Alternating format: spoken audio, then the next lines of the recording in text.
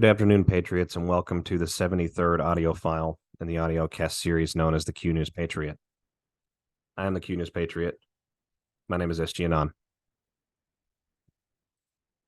We have a lot to talk about on our file today. It has been a couple of weeks since we've been on air together, and the world has continued to march forward in the destabilization and simultaneous awakening process that we've talked about on this particular broadcast, on this particular audio cast series for a long time now. Going back as early as late fall of 2022, we were talking about on the Q News Patriot the idea that significant and sizable false flag events would be not only predictable in some regards, but sort of the logical transpiration and process of events as we go forward if we're destabilizing a deep state remnant, a middleman class of useful idiot mules with no considerable direction anymore.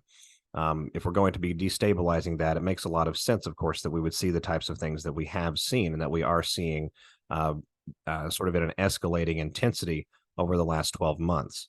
The very first thing I'd like to do with our file today, if I could, is take a moment, about 10 seconds here, of silence for all of the individuals affected by the recent destabilizing events, the individuals that were affected by the Moscow terrorist attack, for example, the individuals that have been affected here in Baltimore, Maryland, East Palestine, Maui, and others in the United States of America, as we, the people across nation-state boundary lines, are beginning to coalesce and understand that we are truly at war in many regards, and in many of those cases, with those very institutions and governing agencies that we would purport to put our trust in if the world was any sort of an idealistic nature.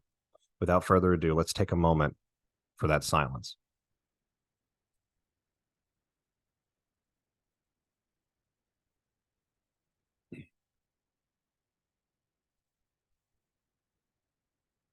All right, Patriots.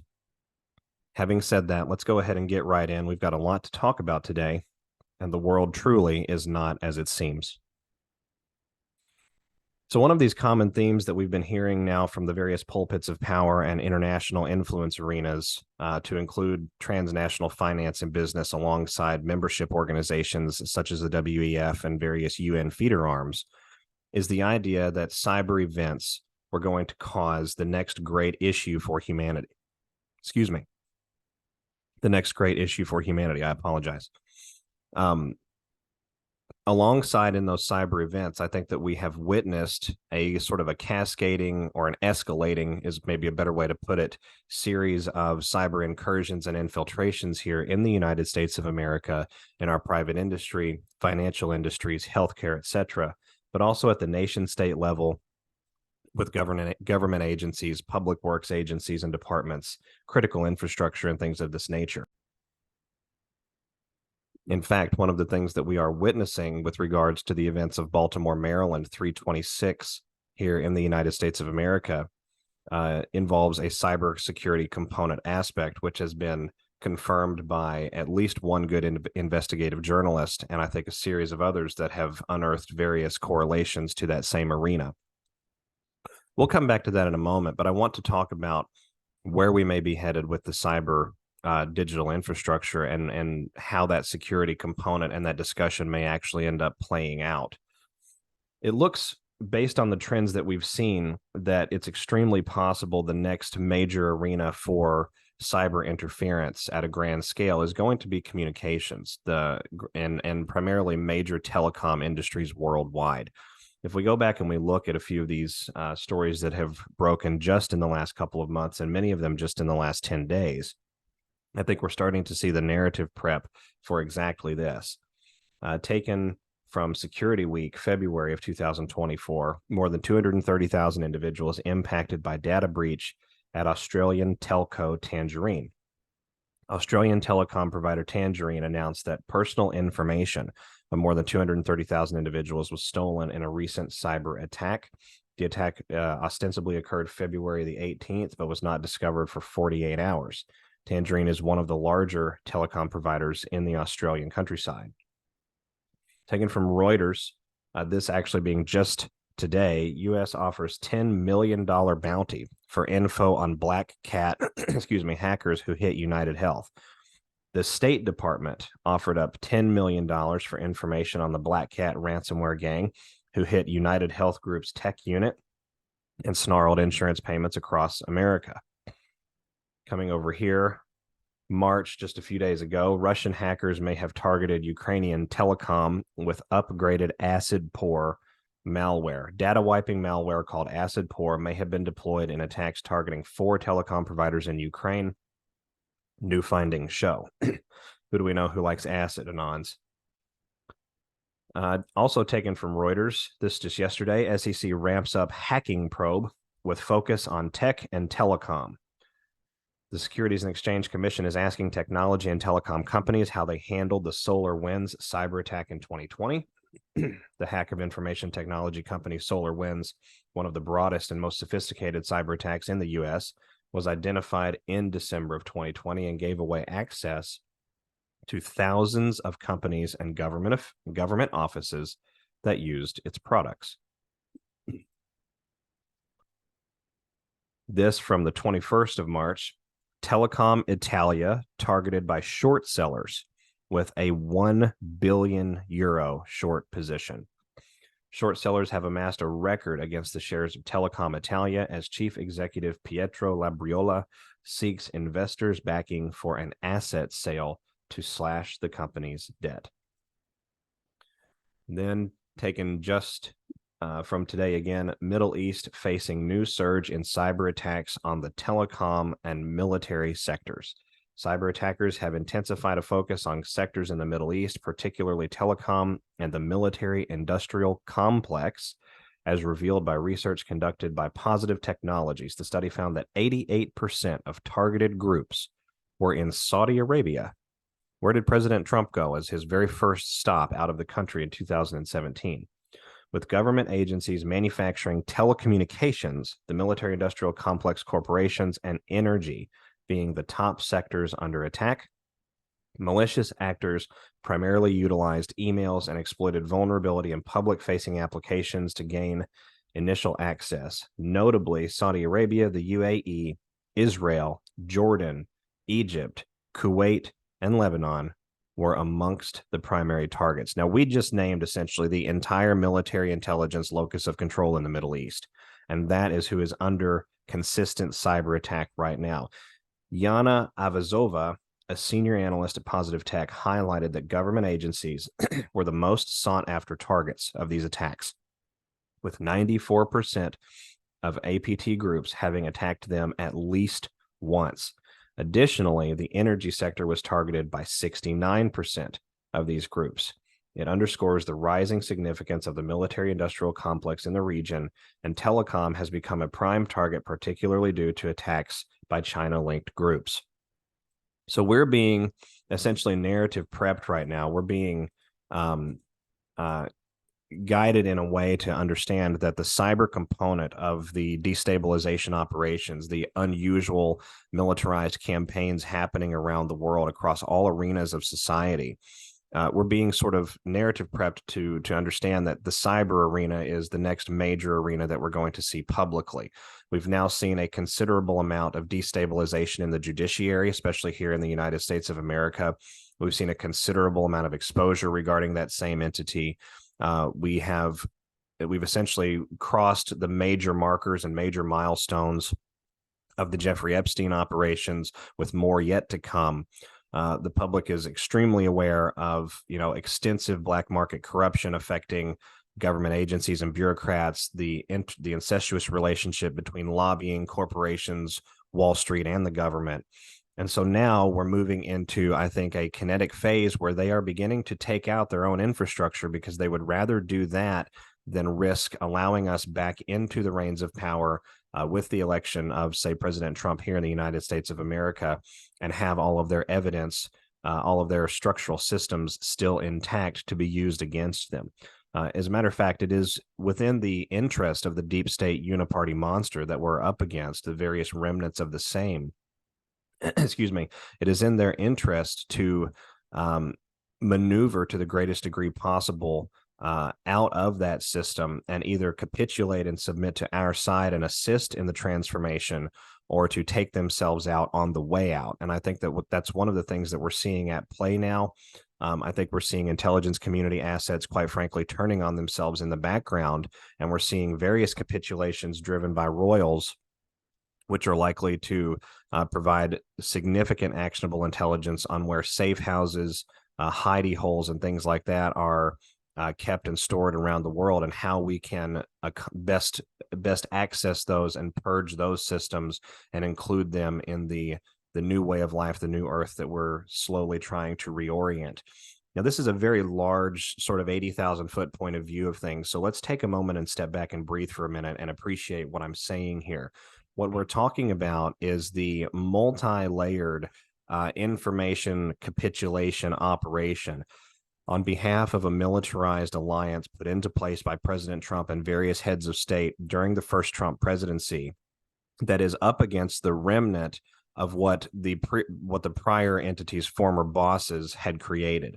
So we've got turncoats that are within our institutions, right? They have to be drawn out. We have patriots that are within military intelligence and secret service, secret security services communities, and they have to be allowed the opportunity to come out and do the things that they need to do to purge the insides of those organizations, right? You don't send the janitor in to redesign and reorient and restaff the warehouse center. You send in the logistics manager who has already been doing that sort of thing for a while, right? If you can get the logistics manager on your side, then you can reorient the entire warehouse. And so that metaphor being extrapolated to the vast pulpits of power around the world, the vast nodes of influence and junctions of influence around the world, is exactly the same type of template I think that we can look at conceptually when we're trying to appreciate how these things happen.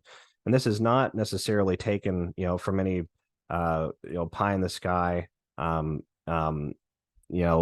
it out of left field. There is some serious basis to this when we look at things like the capitulation of the royals and the monarchs, the various illnesses that have afflicted most of the monarchs in Europe over the last 2 to 3 years. Most recently with Catherine, Princess of Wales, announcing that she has cancer, right? And so this was an announcement made on Skull and Bones Day, March the 22nd, 2024, one of the deep state cabal favorites. And I believe in response to or in retaliation to that, on the same day, we had gunmen opening fire with automatic weapons at concert goers that were in Moscow, and they killed more than 130 people, right? This is the deadliest attack in Russia in essentially 20 years, and one of the worst mass shootings that Russia has had post-Stalin days. And so we've got, I think, a demonstrable back and forth happening where forces of good in the world are removing obstacles, taking pieces off the game board, if we can use the metaphor, and those other pieces that are left to respond with what remains on the game board are increasingly disastrous, increasingly more haphazard, and increasingly more obvious. It didn't take very long, of course, for Russia to come out and say that while radical Islamist extremists may have been the foot soldiers, the kinetic operational personnel to pull off the operation itself was assisted by Ukraine, by Kiev, and with Western intelligence. Just yesterday, we had the head of Russia's Federal Security Service, Alexander Bortnikov, claimed that the US, the UK, and Ukraine were all behind the attack, saying it was beneficial to their intelligence services because it would sow panic in Russian society. Now, if we look at the track record of Russia and the various things that they have announced to the world and the official positions that they've taken, while understanding that there is always a self-interest bias, there is always a legacy bias that comes back to the interested party making the announcement, we can, I think, reasonably conclude that a great deal of what Russia has said, what Russia has claimed to be true over the last 3 to 5 years, and really going back as far as the early 2000s, is in fact the case. We have evidence to show, for example, due to a very good interview, that Russia made overtures to get along with the NATO West, that they wanted to be included in that process, that there was no need to stoke and foment this particular militarized aggression that at the time had been going on since the close of the Second World War. And they were spurned from that process, and they've been continually provoked and spurned ever since, most recently with the Maidan coup in 2014 and the various events that the United States has undertaken in the Ukrainian countryside, certainly since 2014, but I would say with the CIA and State Department going back as far as 2005, 2006. So when we say that a terrorist attack was committed on Russian soil with the interest, with the support of the Western intelligence services, I think that that is not a far leap, right? We have confirmation even from the New York Times discussing the CIA's involvement in the background in the Ukrainian war. We know that the Ukrainian countryside is essentially the farm 2.0 for a great deal of agents and special agents that are trained in the intelligence services and the security services, not just for the United States, but for all of the NATO and Western nations. And so if we look back, excuse me, at something like the Wall Street Journal's reporting on July the 19th, 2023, we have a video. It's about a 2-minute speech made by or made at a Politico conference by the chief of MI6. And in this video, the chief of MI6 calls on Russians to spy on behalf of the UK and to get in touch with British intelligence services about any secrets that the Kremlin may have to offer. So when you're polling the public, when you're attempting to weaponize or foment distrust within another nation's public, not only is that grossly out of line, not only is that grossly inappropriate, you could say that you're stoking or fomenting insurrection as a foreign power. And we have this going on, of course, with MI6. We also have the same thing going on with the United States CIA that launched a Telegram channel in May of 2023, an official presence on Telegram to reach individuals in countries who have no access to other social media. And Telegram is one of the social medias that is still allowed, is still permitted within the Russian nation state. It is not banned as a terrorist organization like Facebook, Instagram, WhatsApp, all of these other big tech platforms that the Russian government has identified as severe national security risks. There were also social media posts that were put out in 2022 on behalf of the CIA, which provided instructions in Russian on how individuals could securely contact the CIA on the dark web. Specifically, the one of the social media posts stated, and it was from Tammy Cooperman Thorpe, the CIA's director of public affairs, "Our mission demands that individuals reach us safely and securely from anywhere. Telegram is an additional tool to communicate with people no matter where they are." The CIA also established a presence on the Onion Router Tor in 2019 to enable people to contact the agency securely. So, of course, when we read something from the CIA website where they say it's for people to contact us accordingly or securely, what they're really saying is it's a gateway, it's a door that once open can be stepped through in either direction.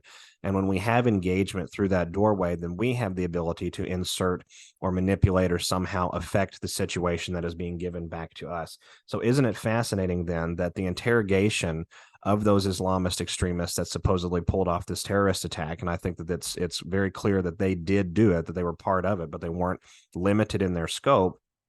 The interrogation initial confirmations came out that the reward they were given was only 500,000 Russian rubles. They were talking to a source via Telegram. So, and what's incredible about this is the U.S. CIA and the U.S. State Department staged the Maidan coup in 2014 and circumvented the selection, the duly elected Ukrainian government, the pro-Russian government that was in Kiev at the time, and replaced them with a puppet. And let's back up and talk about the State Department here in the current time with this Moscow terrorist attack. The State Department seems to have had advanced knowledge that this was coming. On March the 5th, Undersecretary of State Victoria Nuland resigned. On March the 7th, 48 hours later, the diplomatic mission, the U.S. Embassy in Russia, in Moscow, put out a security alert to avoid large gatherings over the next 48 hours. The embassy is monitoring reports that extremists have imminent plans to target large gatherings in Moscow, including concerts, and U.S. citizens should be advised to avoid large gatherings over the next 48 hours. Well, who do we know that has previously targeted concerts multiple times? Of course, it's the intelligence services and their various clandestine black operations that are utilized as weapons against civilians, as we the people, to foment a particular type of political goal or particular type of political change. So we have this announcement being made on March the 7th, and then 11 days later, former President Hussein Obama arrives at Downing Street for a 30-minute private meeting. Now, isn't that just fascinating that the former president would arrive at Downing Street, at number 10 Downing Street. He's not a current head of state. He's not an office holder as of right now. He's not even a candidate, and yet he's having a private meeting with the Prime Minister of the United Kingdom, ostensibly for a courtesy visit. That's what was reported in the media, was a courtesy visit. And then just 4 days after this, we have Skull and Bones Day, where we've already talked about there was the capitulation of Kate, and then this Moscow terrorist attack. And then this past Monday, France raised the terror alert level to its highest in the wake of the Moscow attack, and decided to bring it to its highest alert level in the countryside. And then just yesterday, we have the events of the very early morning, overnight 325 into 326 in the Baltimore harbor here in Maryland, USA. We are witnessing the fulfillment, in some regards, of a desperate playbook. We are witnessing the pressure is on reactions, the disastrous, unplanned counter moves that certain entities have discussed and talked about in real time. The attack that was conducted in Moscow, Russia, was very tragic and horrible, but I think we can say it was done by a relatively inexperienced team. The evidence trail is simply too great as to who may or may not have been involved. The Russian intelligence services are some of the best in the world. I am certain that they are already aware of those parties that are involved, and they're taking whatever background negotiation measures are necessary to ensure the security and the continuity of the Russian people. And how that may look and where that may go from here, I couldn't begin to say. I've talked a couple of times on this particular broadcast about how Russia is preparing a much larger offensive for Ukraine. We were likely to see it in February. It did not come to pass. I would say that we will see it by early to mid-summer as the ground begins to harden post-winter and after the winter melt.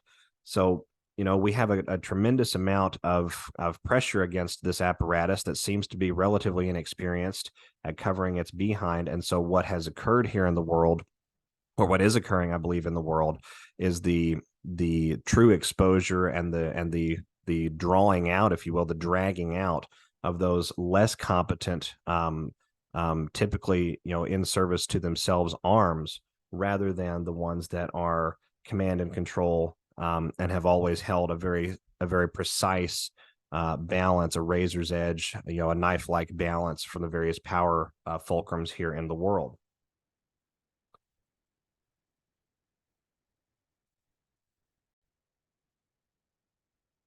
This is evident also in the events of 326 in Baltimore, Maryland. Let's go ahead and get into that, Patriots, because I think it's really worth discussing what's actually at play here and the things that have actually occurred. This is going to be sort of the meat of our discussion today, and we'll conclude with some whistleblower documents that were actually sent to me directly by a masked email server, and I think it's well worth sharing with each of you. I think it will provide a deep morale boost and a very significant encouragement. So let's get into the meat of this first, and we'll conclude with that. Now, we come over here. I'm going to go ahead and I'm going to share the screen, and I'm going to bring up the video taken from the harbor that day of the event as it happened. Baltimore Bridge collapse, full video here. We're going to go ahead and watch this through one time. Then we're going to break it down, and we're going to walk through a significant amount of research, which leads me to believe that this was a false flag intelligence community attack, that this was not an accident, although the parties on the boat to some degree may have been unawares of their role in the attack, with the idea that the vehicle could have been, or the vessel could have been, remotely accessed. And I think that's extremely plausible here as well. But I do believe that this was an attack. Let's go ahead and get into this here. So here is our video.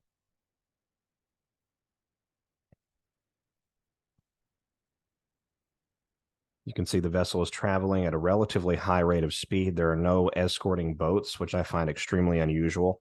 I'm not an expert on U.S. harbor policy, but every significant transit water and seaway that I've ever witnessed in my life, especially when there is a large vessel within the waterway, they're always escorted by smaller vessels. So we have the vessel now turning towards the pylon,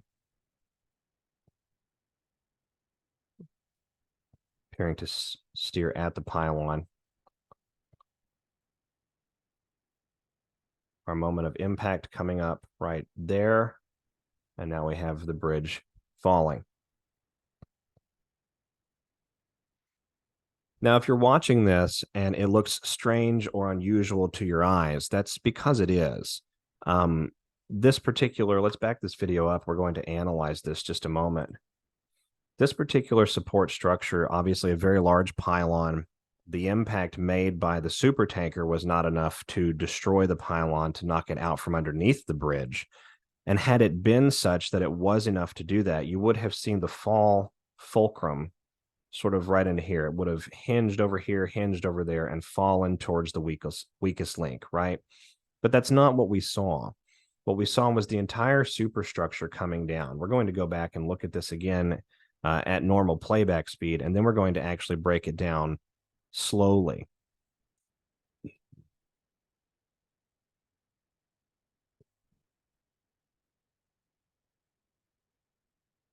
All right, so there is our moment of impact. Now watch as the highway from here and here falls simultaneously straight down. There's not a bend in the gravity, what you would expect to pull in this direction. You could claim that certainly over here you have a short enough stretch of highway that it may come down with catastrophic damage being done to this pylon here.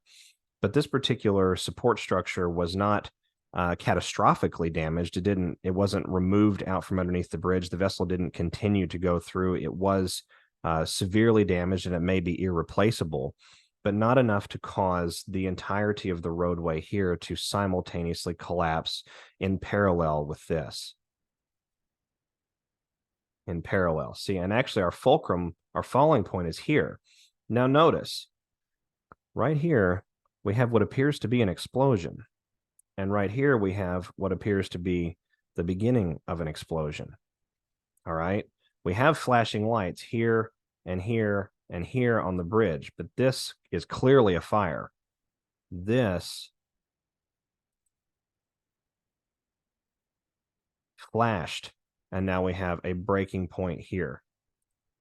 And as the rest of that comes down, now we have, so there is a loss of support structure there. There's a loss of structural integrity here.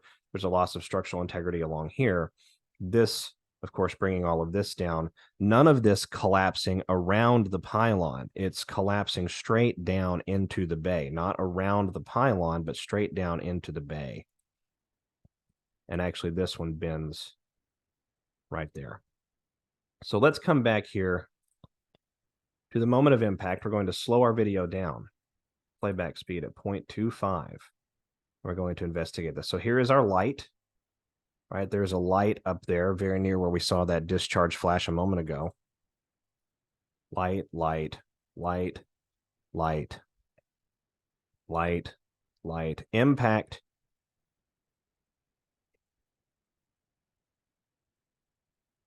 Right here, we have the beginning of an explosion, the beginning of an explosion. Look, another explosion here. We have clear fire demonstrable here and a loss of integrity at the top superstructure of the bridge, which makes no sense with the impact point. We saw that fire going up. So did we see that? Let's take that back again. There's that one exploding and exploding again. So this is clearly an attack. This is clearly a weaponization of something against the critical infrastructure of the United States of America. It happened at 1:28 a.m., almost 1:29, 1:28 a.m., just after midnight, 3:26, 3:25 into 3:26. And so that began to get me wondering, well, if this was a similar style playbook to 9/11, and it very much appears to be a similar playbook to 9/11, how was this accomplished, and what actual parties might be at play here? There's been a circulation online discussing the idea that this is a white hat military operation, a patriotic good actor military operation. And I don't discount such a possibility in an unusual, highly irregular special military operation worldwide, which we can confirm through many, many other examples without utilizing this specific one. That being said, I'm not completely convinced that this was a patriotic operation in the sense that Patriots accessed this vehicle, did the things that they did to this vehicle, and caused this cascade of events that we see before us now with the collapse of this bridge. Rather, I think that this was a junior varsity team maneuver in response to significant progress and pressure on other arenas, particularly judicial, with the U.S. Virgin Islands, with the raid of the recent raid of Sean Diddy Combs, the capitulation of Princess Catherine and others. And I view this as sort of a retaliatory response. And the symbolism is fascinating about the timestamp, 1:28 a.m. On 3/26, 2024. And if we look back a little bit, on January the 28th, or 1/28 of 2022, Biden arrived in Pennsylvania to a town called Fern Hollow after a bridge collapsed, standing next to concrete barriers. We've been so far behind on infrastructure for many years, it's mind-boggling. So this right here is the preparation, the narrative preparation behind the idea of weak infrastructure contributing to bridge collapses. And so on at 1:28 in the morning, 1:28, we have this particular bridge brought down clearly by some sort of nefarious purpose, because we have explosions that actually destroy the supporting structure at the top, the superstructure of the bridge at the very top, which would not have been directly impacted by the boat coming into the pylon. But don't take my word for it. We've got over here Mr. Clayton Morris. He's a gentleman at Redacted. Redacted is sort of an alternate news site. They do a really, really good investigative journalism over there. And he did a piece just yesterday, as a matter of fact, when these events were still developing, and they're still developing now, but when they were very, very, very fresh. And one of the things that he was put on here that he managed to find was a video of the sat nav. Oh, pardon me, we'll have to reset that. We'll have to wait for the YouTube ad, everyone. I apologize. All right, a video of the geolocational data, the sat-nav track of the Dali leaving the wharf, leaving the dock there in the port of Baltimore, and supposedly should have been headed out to sea. This was a vessel that was leaving and was headed out to sea, was not actually supposed to be incoming into the port. If we watch the geolocational data, it looks to me that a cyber attack is very, very likely, because the vessel essentially reverses course. It does a 180 and it begins accelerating up the Patapsco River towards the port, right? Again, no escort, essentially unimpeded. The vessel picks up speed.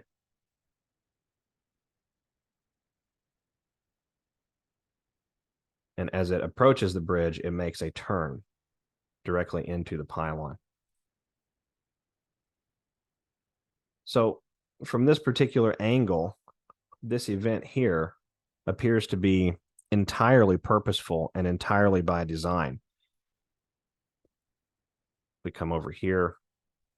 Investigative journalist Laura Logan actually came out on Steve Bannon's War Room discussing her sources in the intelligence community, stating that this is a well-planned strategic attack on one of the most important supply chains in the United States of America. The attack, she called the attack absolutely catastrophic and a structural and logistical nightmare. I think those are both true. So this got me wondering, Patriots, if this is an intentional event, who is responsible? Who is behind the event? And might it have anything to do with Hussein Obama's March 11th visit to number 10 Downing Street? Because we saw the 322 event in Moscow just a few days after that. Of course, 2 weeks after that March 11th visit to Downing Street was the 25th of March, which would have been the day prior to this attack. So I began wondering to myself, how was this accomplished and who may have been at play? So one of the very first things I did was I looked at the executive order that was released, Executive Order 14116, February of 2024, so a month prior to this particular event, amending regulations relating to the safeguarding of vessels, harbors, ports, and waterfront facilities of the United States. Various sections of Title 33 of the U.S. Code of Federal Regulations were amended by the military installation known as Joe Biden. Captain of the port has been redefined to mean an officer of the Coast Guard under the command of a district commander, designated by the commandant for the purpose of giving immediate direction to Coast Guard law enforcement activities. Security zone is now used to mean all areas of land, water, or land and water, which are so designated by the captain of the port. Damage is used in this part in connection with any data information, as used in this part in connection with any data information network, program, or system has the meaning ascribed to damage under 18 U.S. Code.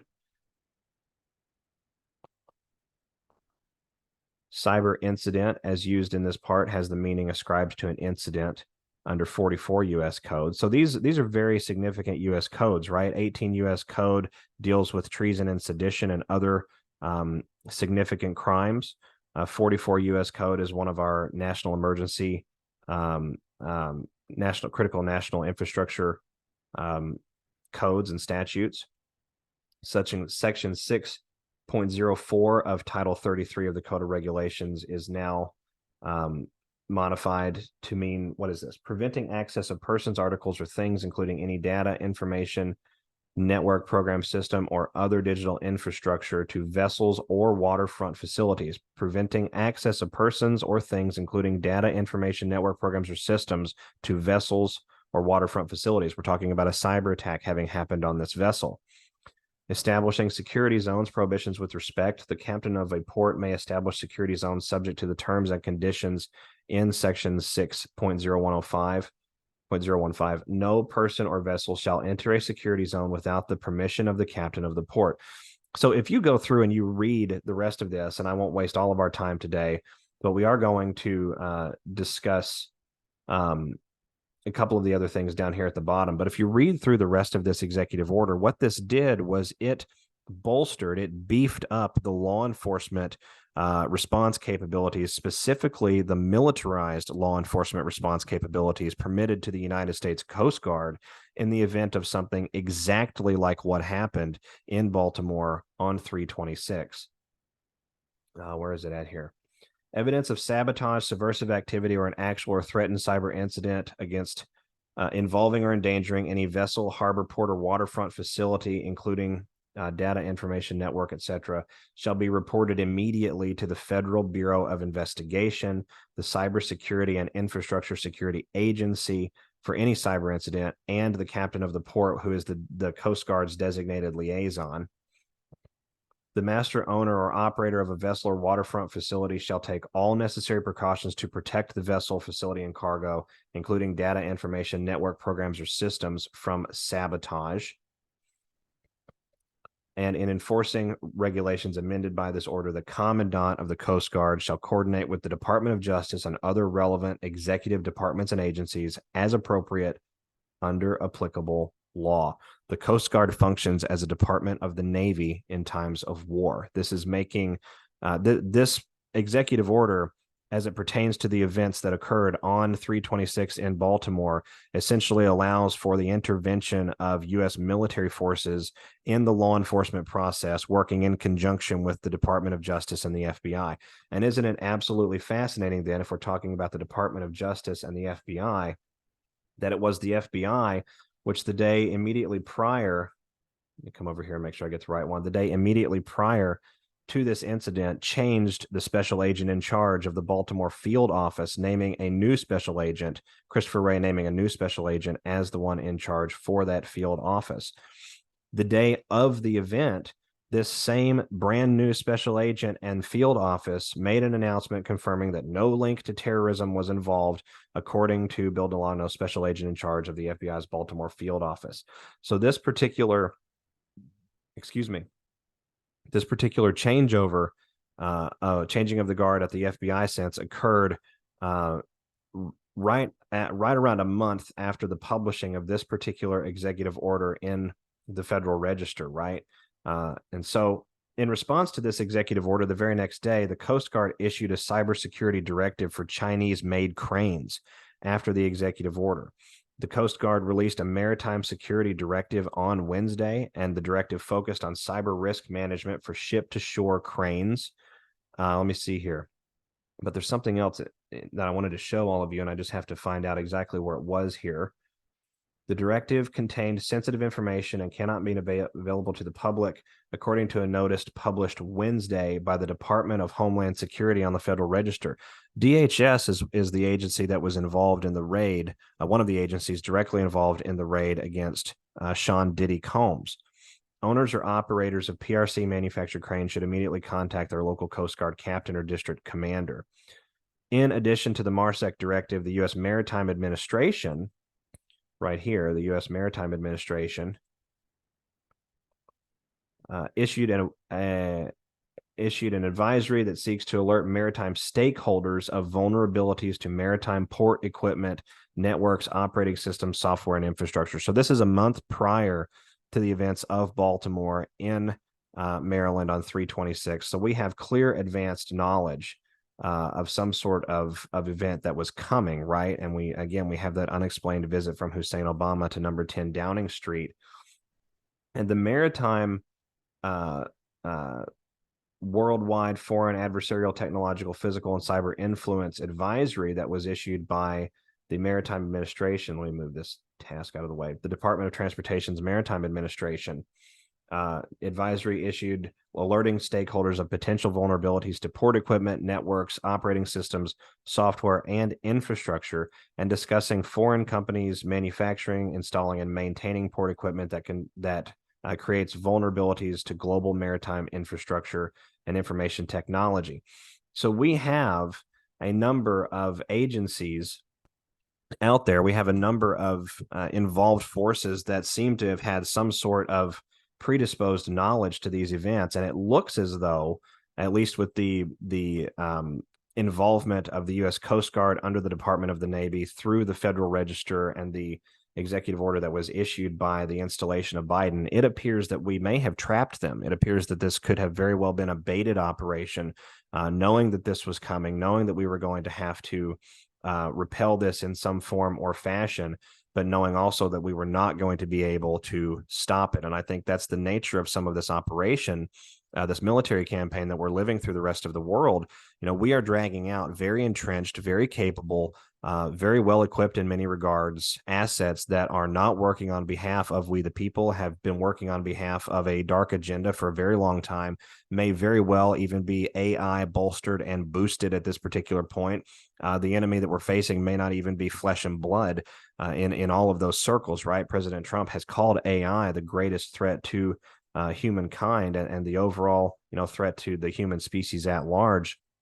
So it's not inconceivable to me that this was an event that we knew was going to come, that we knew was going to be coordinated by various hostile parties, but we did not know exactly where or exactly how this was going to occur. And so now that we've seen it flesh out, we have new conditions at play, right? One of the things that is fascinating to me is that the president's budget for fiscal year 2025, which was released the same day that Hussein Obama went to number 10 Downing Street, included $7 billion in funding for the Civil Works program of the U.S. Army Corps of Engineers. The U.S. Army Corps of Engineers would be one of those entities or institutions that could be leveraged, especially in the region of Baltimore with such a very large Army presence in Eastern Maryland. This would be an agency that would be utilized, right, or a department of the Army that would be utilized for civil construction projects. Out of that $7 billion, more than $100 million was designated towards the Baltimore district specifically to dredge the Baltimore harbor, also to continue aquatic ecosystem restoration, etc. And here's one of the things that is absolutely fascinating in the budget funding, particularly pertaining to Baltimore. $49.2 million was given to the Army Corps of Engineers, Baltimore's district, to dredge the harbor and approach channels to a uniform depth, with an additional $1.01 million allocated to patrol and collect debris from the Patapsco River, which was the exact river that this that leads into the the harbor, the port of Baltimore there, and was the same channelway that this cargo tanker striking the bridge was on. So we have on March the 11th the approval or the not the approval, but the intention, I guess, to spend a significant amount of money with the Army Corps of Engineers, essentially on what sounds like harbor and debris cleanup. So again, I pose the question: is this something that we had advanced knowledge of? And I think in many regards we did have advanced knowledge of this. We just were not able to stop it. And remember, it's worth noting that whatever we have the deep state installations or representatives coming out and saying, usually the opposite is true. And the same day of the event, we had the new special agent in charge, as well as the President Biden installation, assuring the country that there was no indication of a terrorist attack or involvement. And that this was just a devastating accident, right? But we've now proven on video, of course, that that's not actually the case. So continuing our investigation here a little bit on this particular topic, I began to wonder, how was this accomplished domestically, and might there have been U.S. domestic involvement, particularly civilian involvement, that would have enabled a crossover between the DOJ, the intelligence community, and the private civilian sector through the governing agencies, right? Because that's the same crossover, of course, that was accomplished in 2001 to expatriate the gold out of the various towers, to install explosives, fuses, detonation systems, essentially rig the towers for a controlled demolition. That was not done, in 72 hours. That took a considerable amount of time to accomplish. And the relationship between the executive, the Justice Department, the intelligence community, and the civilian government sectors there on the ground, of course, in New York and back at back in Washington, D.C., these crossovers allowed something like 9/11/2001 to take place. So I began to go look at who is involved in the administration, the management, the care of the Port of Baltimore. And what I found was absolutely very surprising. So a gentleman named Paul Wiedefeld, Wiedefeld, was confirmed as the Maryland Transportation Authority's Department of Transportation Secretary just last year, February of 2023. Let me see here. If we get into this gentleman's history, he has history at the Baltimore Washington Thurgood Marshall Airport. He has history serving on the Maryland Transportation Authority Board, the Maryland Port Commission, and the Aviation Commission. And he is also a member of the Washington, D.C. Metropolitan Area Transit Authority Board. Now, remember, it was the Maritime Security Administration, which is a subsect of the U.S. Department of Transportation, that issued an alert talking about vulnerabilities to stakeholders in the cyber arena pertaining to shipping more than a month prior to the event that actually occurred on 3/26. And here we have an individual who is heavily ingratiated in transportation, in the bureaucracy of transportation here in the United States of America, and has been within that bureaucracy for a very long time. Let me see here. Prior, I have to find, it's very important I find this particular part. He was recently vice president. Here we go. Secretary Wiedefeld was recently vice president with the international architectural and engineering firm HDR, where he served as the U.S. Northeast Transportation Business Director. So if we come over to HDR, hdrinc.com, to their About Us page and scroll down to the board of directors. Now, remember, Wiedefeld was a vice president with the firm, but he was not on the board of directors. One of the directors, however, on the board is a lady named Mary Peters, who is former secretary of the United States Department of Transportation. And if we look into her background, she was nominated by President George W. Bush in 2006 and confirmed to the Senate as the 15th Secretary of Transportation on September 30th of 2006, after spending more than 2 decades crafting solutions to the nation's transportation challenges.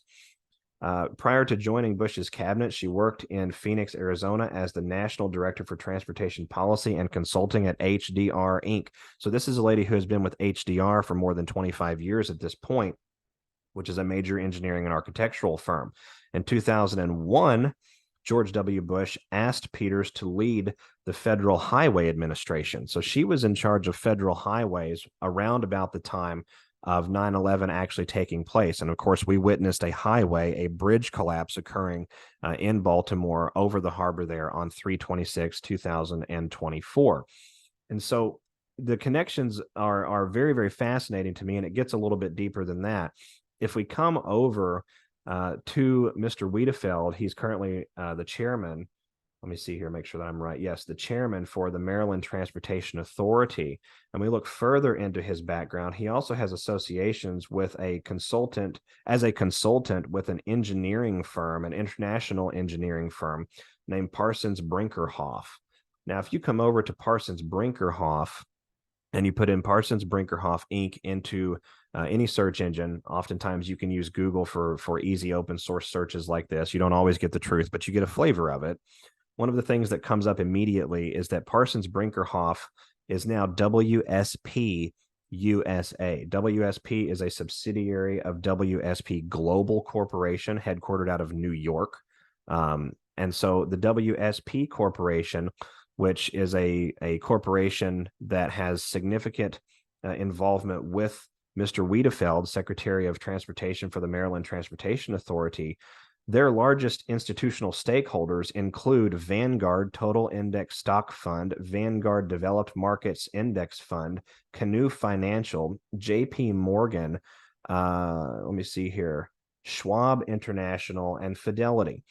So the same infrastructurally interested parties that have shown up in other arenas, such as with the train derailments and the various chemical disasters that have occurred here in the United States of America, are actually involved from an investor standpoint in the organization that the current Maryland Transportation Authority chairman has more than 10 years history and association with.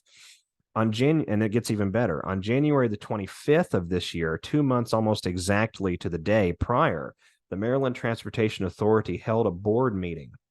According to the minutes of that board meeting, Mr. Jeffrey Davis, upon beginning the meeting, requested approval from the board to execute on a contract with a number of MT002-10896 janitorial services for the Francis Scott Key Bridge facility through a group called Alliance Incorporated, in the amount of $2,068,596.34. Mr. Davis explained that the contract provides comprehensive janitorial services, including supervision, supplies, labor, and equipment at the Francis Scott Key Bridge facility, and the contract would be performed by community service provider approved Alliance Incorporated. The Pricing and Selection Committee approved the rates on December 21st, 2023. So less than 4 months ago, these rates for these particular services were approved. Janitorial supplies are to be included in the contract total, and the contract specifies that supplies be purchased from Blind Industries of Maryland, also an approved community service provider.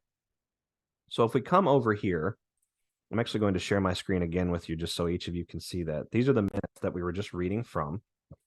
If we come over here to Alliance Inc. out of Baltimore, Maryland, we find out that Alliance is a private nonprofit 501c3.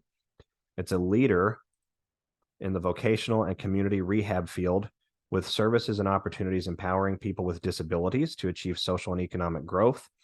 Alliance provides rehab treatment and case management, as well as vocational and employment services and housing to individuals of all age and disabilities in the state of Maryland and its surrounding areas, and they serve housing and homelessness, veterans, mental health, and disability.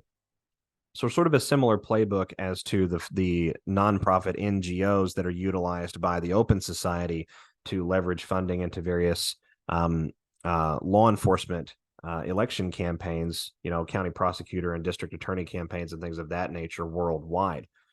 If we come over to the LinkedIn, Alliance Inc. Baltimore, established in 1983 as a Baltimore-based 501c3 nonprofit, 24 years of continuous accreditation from the Commission on Accreditation for Rehab Facilities, which is supposedly an unparalleled achievement among community behavioral health. If we check out their website, we have a redirect to an external site.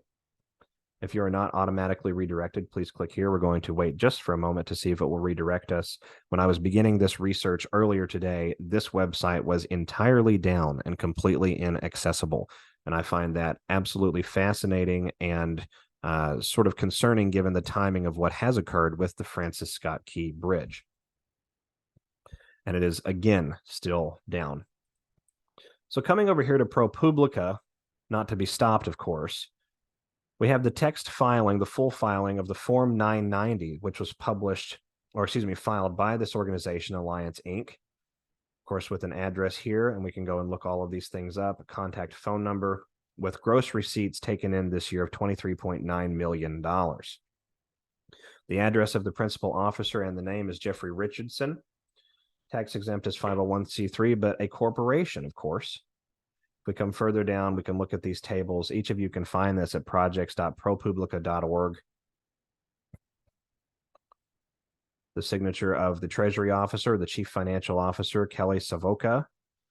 The preparing, I'm assuming the accountant party or the tax preparer group, the form preparer group. Alliance Inc. is a subsidiary of Shepherd Pratt, a not-for-profit behavioral health system. Our business services division provides employment through direct contracted services, and these contracts are through two special set-aside programs. Federal contracts, pay attention, everyone, federal contracts are through the Ability One program, and state contracts are through the Maryland Works program. Both programs have a requirement that 75% of the direct labor is provided by people with disabilities. Now, I got curious about these contracts and how these things are fulfilled through Alliance, because Alliance was contracted by the Maryland Transportation Authority to work on this exact structure not 90 days prior to the events that have occurred, where we have categorically confirmed now through video that there are explosions occurring at the top of this particular bridge. In other words, this bridge was wired somehow. And the explosions look to be hyper-focused, very, very like cutting charges, not necessarily attention grabbing, but they'll certainly get the job done. So I came over to Shepherd Pratt first, and I looked at the board of trustees, the board members of the Shepherd Pratt Foundation. Excuse me, I apologize. I had a moment there. The Shepherd and Enoch Pratt Foundation, and we have a significant number of individuals, of course, involved on the board. I did not go and back check all of these individuals, but I would encourage all of you out there to do so. I then came over to Ability One. Ability One is the federal program that allows for the fulfillment of the contract that Alliance Inc. was just discussing in their Form 990. Ability One is an independent federal agency, which immediately perked my ears up. Independent, much like I think the Federal Reserve is independent, privately owned, not subject to the U.S. government, right? If we come over here, where is it at? To members and staff, all that we're told is that the Ability One Commission is by presidential appointment, 15 members, 11 of whom represent government agencies, including the Departments of Agriculture, Air Force, Army, Commerce, Defense, Education, Justice, Labor, Navy, and Veterans Affairs, and the GSA, vote on the procurement list additions. Procurement list would mean the thing, the catalog of products that the Ability One program would allow to be purchased through the program on behalf of a government agency, right? That's your procurement list. The remaining 4 members are private citizens knowledgeable about the employment problems of people who are blind or have significant disabilities, including those employed by nonprofits affiliated with the Ability One program. These appointees are private citizens who serve 5-year terms and may be reappointed. Federal government appointees serve for a period of time designated by their agency. So this is the deep state. This is a bureaucratic circumvention of the constitutional allocations of power and control here in the United States, specifically who can do business and how is that business conducted with the U.S. government through their approved program.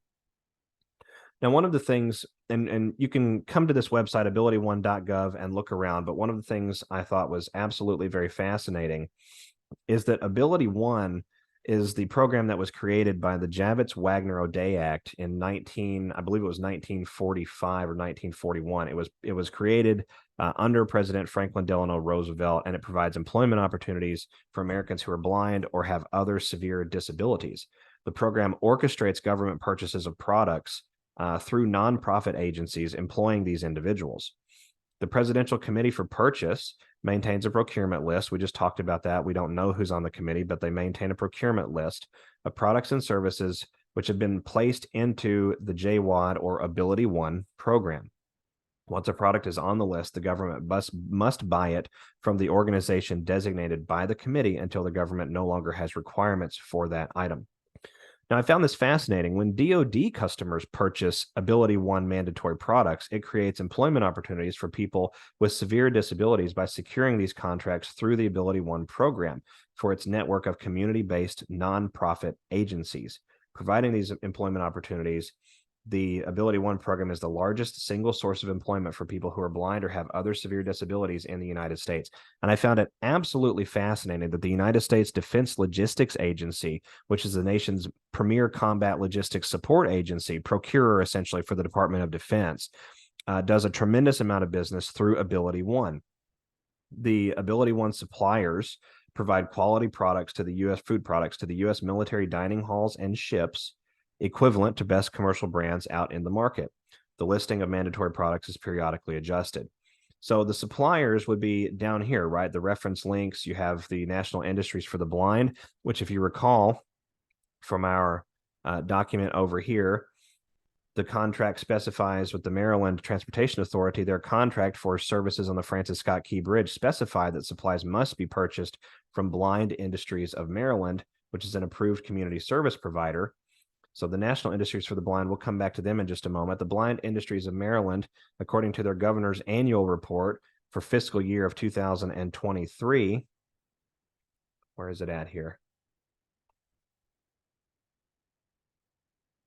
I believe it's on page 10. Give me a moment. Coming down through this report. All right. The Blind Industries of Maryland's manufacturing associates exhibit the dedication and craftsmanship that helps us meet the needs of an ever-changing marketplace without sacrificing quality of our cut or sewn products. We cut and sew uniforms for all branches of the U.S. military. Fiscal year sales, 2023 sales rebounded from previous years. So they are the Blind Industries of Maryland is part of the Ability One program, an alliance which was contracted by the Maryland Transportation Authority to accomplish this work, fulfills federal contracts through the Ability One program. But yet at the state level, Blind Industries of Maryland, which is directed by the state, essentially the governing bureaucratic entity here at play here, the Maryland Transportation Authority, this group is also affiliated with the federal Ability One program, which makes the National Industries for the Blind, one of Ability One's primary suppliers for the U.S. Department of Defense, extremely interesting. National Industries of the Blind offers military-grade products, a wide range of quality skillcraft products for government agencies, specifically skillcraft products, and specific military applications such as clothing and individual equipment, textile products, including uniforms and extreme weather clothing. And when you purchase skillcraft products, you meet your mission needs while creating, and sustaining meaningful employment opportunities for people who are blind. Now, skillcraft. What is skillcraft? Well, skillcraft, if we come over here to skillcraft.com, they are clearly a military and industrial supply outfit.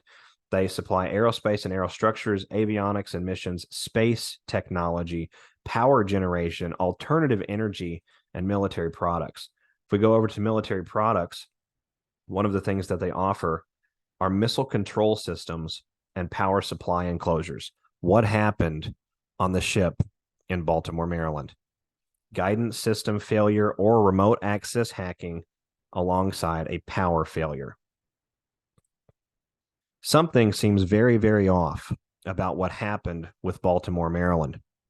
This research is why I am proclaiming now, while I cannot corroborate who exactly is responsible, I can say that this was a multi-stage planned event that had advanced foreknowledge and preparatory measures taken in advance of this event to absorb the event. And we have nonprofits, the US DOJ, the CIA, via the Ukrainian component. And I don't even think I showed you the Ukrainian component. Give me just a moment here. I do want to bring this up to you. This appeared on Ukrainian Telegram channels the day of the event. GUR beauties, they work all over the world without hesitation. If you don't accept the aid, then get it. Look forward to our surprises throughout Europe. We will teach you to defend democracy and help those who need it. Now, what is fascinating about the GRU is that they are, the main intelligence directorate for Ukraine, which we know that this particular directorate is essentially a giant front man for the U.S. CIA. So we have DOJ, CIA, potential Ukrainian intelligence involvement, potential MI6 involvement, certainly involvement from the Maryland Port Authority, certainly involvement from the Biden administration with advanced knowledge of what was coming, certainly covering fire being offered by the FBI. The entire situation stinks very much of nefarious actors at play. And so I am proclaiming now that while I can't say who is responsible, I can say that this was an attack. Now, that being said, why would an attack like this occur? What would be the motivation from the deep state side? To blame it on China does not make a whole lot of sense, right? For China to cut its own throat throughout the U.S. port systems to make themselves intentionally much more vulnerable in the narrative space to the precarious economic position that the Chinese-United States relationship is currently in. That doesn't make a whole lot of sense on behalf of the Chinese government. And I'm not flacking for China, but I am saying that if you already have an established revenue arm, to do something on purpose to imperil that revenue arm makes absolutely no sense. There are other ways to terrorize the United States of America, which would produce much less, and quite frankly, some of them maybe even zero backlash response in the pocketbook rather than interfering with U.S. ports. However, we know that ports are an interesting arena of contest in this irregular warfare operation going on around the rest of the world. The Suez Canal in 2021, for example, heavily jammed up with the events of the Ever Given running aground. We have very good video evidence to show that in the lead up to that event, the Ever Given was remotely accessed and controlled and actually did something, maneuvered throughout the Red Sea and drew quite the image on the satellite navigational, transponding system before it entered into the Suez Canal. And it was run aground for a number of days. And we know that a lot of things were recovered and came off of that particular ship. I don't believe that we had a patriotic actor accessing and causing the event that happened with this Baltimore ship, but I do believe that patriotic actors may have been in a position to respond accordingly. And one of the reasons I think that allowing something like this, or maybe not being able to prevent something like this is a better way to say it, because allowing implies some sort of control, but not being able to prevent something like this can still be turned onto the silver lining side. We can still see the positive flip of the coin for reasons like this. If we go back to 2013, a 2-minute report was released by WBAL TV 11 in Baltimore discussing more than 200 children and women that were identified as human trafficking victims for the first half of that year alone. In August of 2020, fast forward 7 years, we have MS-13 members and associates arrested for sex trafficking in Baltimore. February of 2021, we have Cecil County pimps pleading guilty to federal child sex trafficking charges. In August of 2022, the FBI announced the results of a nationwide sex trafficking operation, Cross Country the 12th, and that was announced from the FBI field office in Baltimore. Coming over here to July of 2020, an entire expose, a multi-page expose with significant amounts of testimonial from those on the ground in Baltimore, run by Al Jazeera of all outlets, discusses the human trafficking industry inside Baltimore and how that industry is accomplished. Baltimore is an interesting conflagration of very low income, impoverished classes and neighborhoods of people that are right up against extremely wealthy areas of influence and neighborhoods and things of that nature. And so you have the propensity to take advantage of one is much more amplified in this community. And you also have a harbor. You have the ability to move out onto the water, to be subject to the law of the sea. You can actually leave U.S. law by leaving out of the port, right? We know that. And so this is a way, this is something I think could very well be at play with regards to what's happening here, right? We're seeing a number of different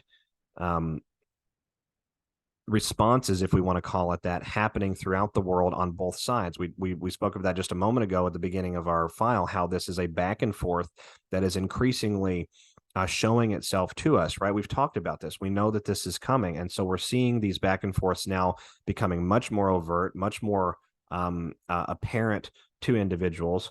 And something that is absolutely incredible, if you come over here to the Maryland Port Commission's open session minutes of July of 2022, you find, or you discover rather, that the Port of Baltimore is now, or has become as of 2022, a first port of call for the shipping company Evergreen.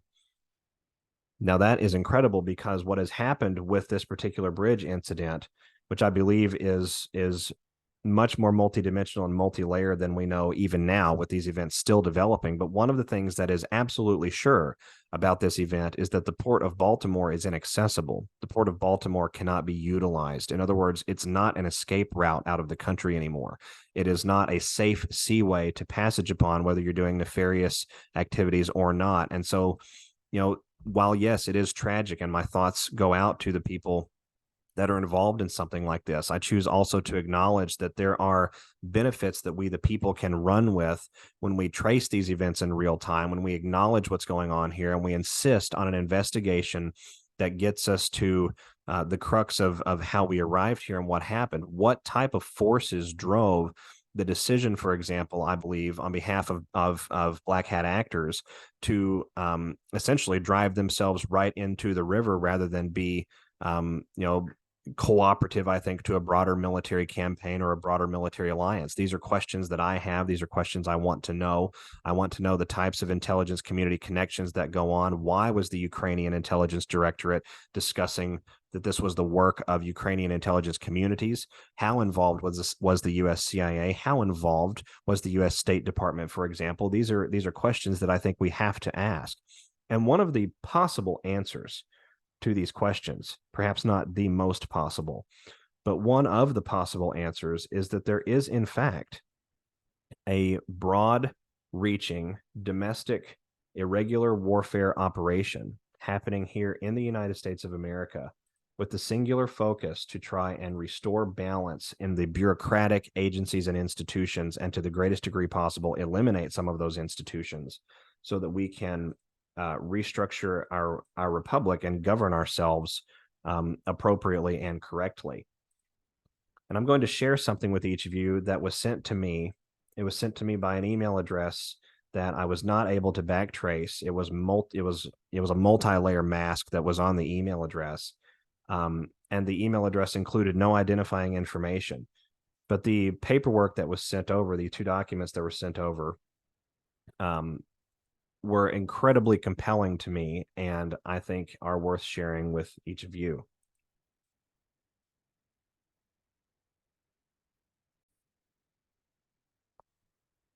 So what you have before you on the screen is something that is purporting to be an affidavit of compelled performance contracts.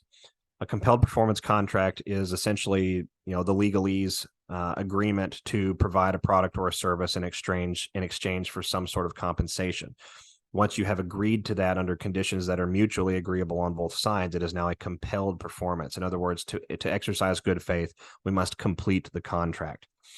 This is an affidavit. This affidavit outlines details of all compelled performance contracts.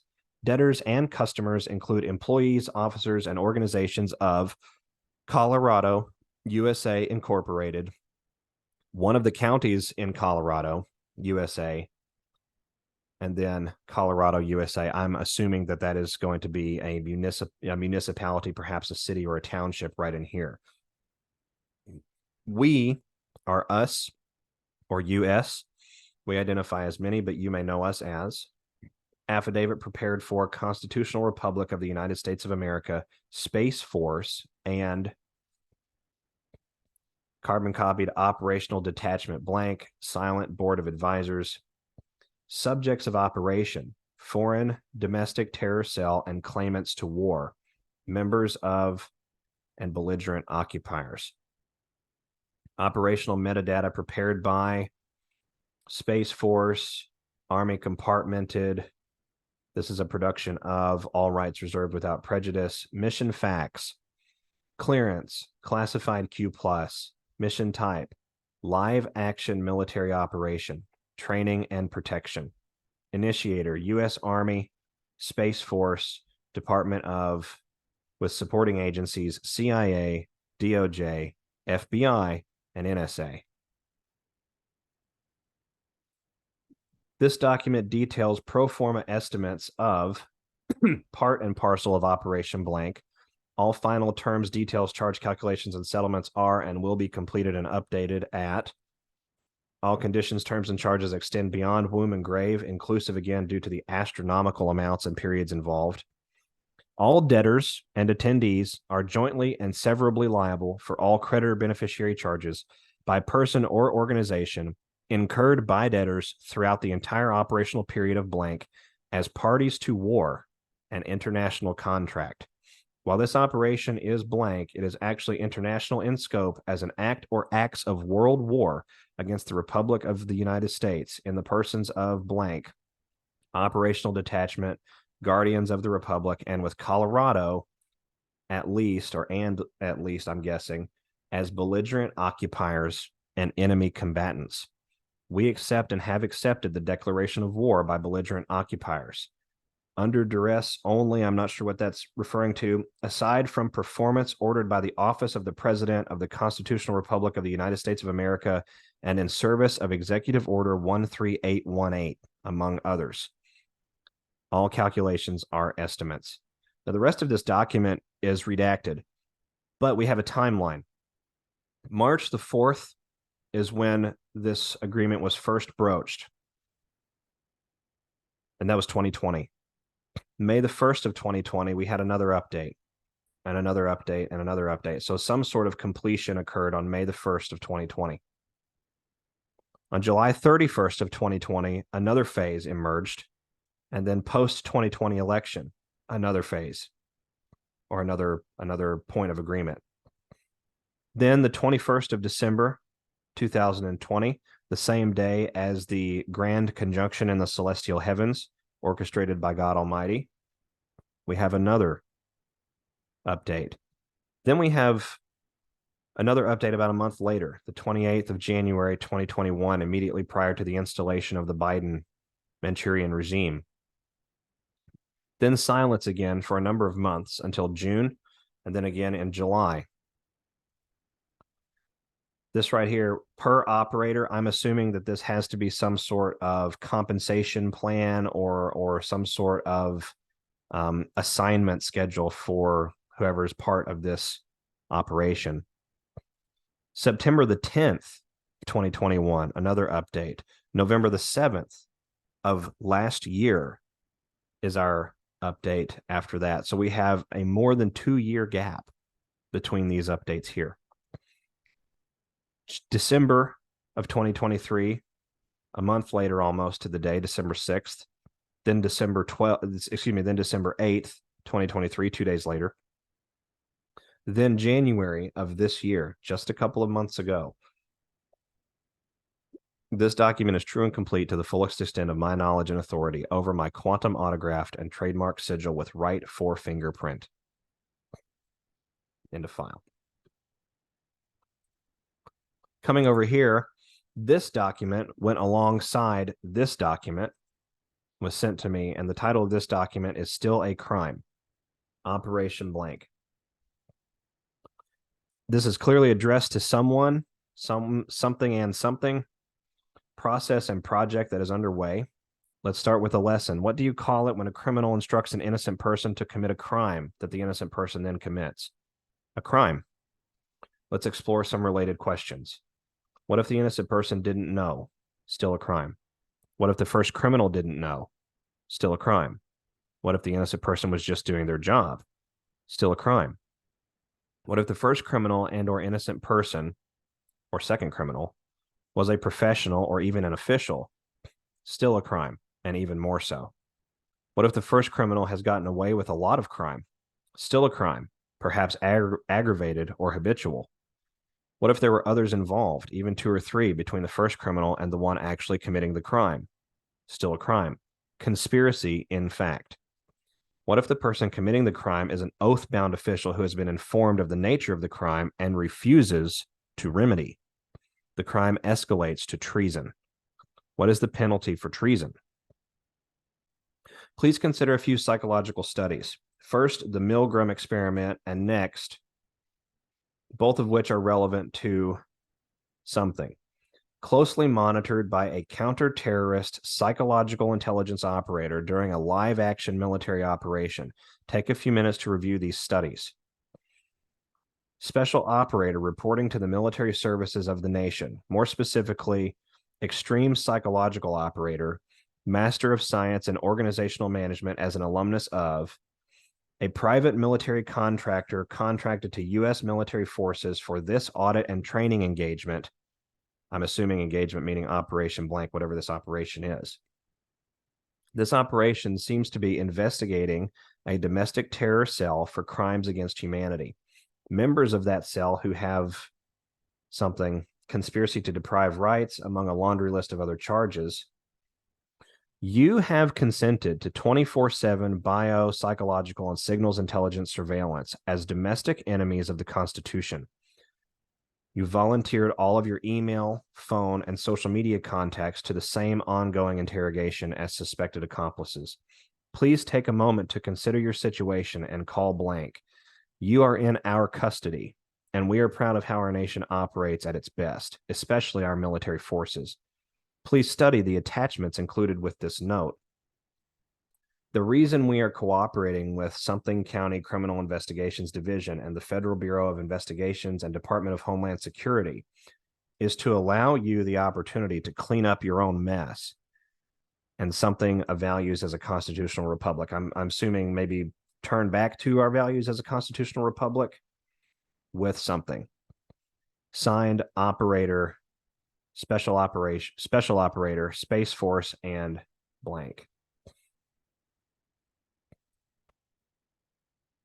That kind of background, unusual warfare happening in government institutions and agencies reflective of the various 50 states of the Union would be more than enough motivation for a desperate deep state bureaucracy headed by the intelligence community, which threatens itself to be exposed, to begin throwing cargo ships into bridges, wiring those bridges for explosion, and then attempting to blame economic impact as a result of that on simple accident or human error and negligence. They are being hunted. And we are able to sit back in some regards and appreciate the work that is being done on our behalf. But that does not mean that we can sit back and stay idle. It does not mean that we can be uninvolved in agencies like the Maryland Department of Transportation or like the U.S. Department of Transportation. If we wish to reduce the size of our bureaucracy, we must participate to some degree in the constitutional and legal apparatuses that our bureaucracy has been essentially built up against. We must leverage those systems and those permissions and authorities to the greatest degree possible to mitigate those bureaucracies and bring them under total oversight of we the people and legislative electoral bodies that have been rightfully charged by the Constitution and rightfully elected and lawfully elected by the people in their district and the constituents that they represent to remove the bureaucratic control over U.S. critical national infrastructure, to include things like shipping, as well as electricity, power, and telecom.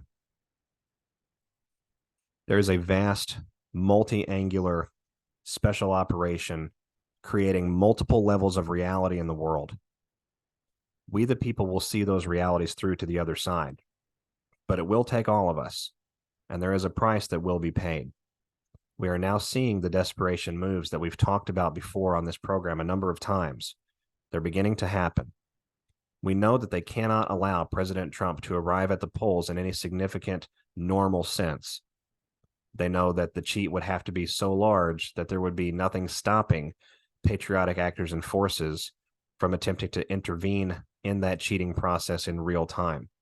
For the first time, they are genuinely afraid, and we are genuinely winning. I'll be back with each of you again soon, but as you digest our file today, I hope that you will appreciate the level of clarity and sight lines that you have been given, that your family has been given, the protection, the clarity, the clearness of mind and heart that comes with acknowledging the hidden realities of our world in order so that we may change them. We are soul activated by the Almighty. God will not be mocked. And we are going to return this world to a balance with nature, a balance with each other, and an amplification of the goodness and compassion and love of all creation. And there is nothing that can stop it. I'll be back with all of you again soon. This is SG Anon. Thanks, everyone. Bye-bye.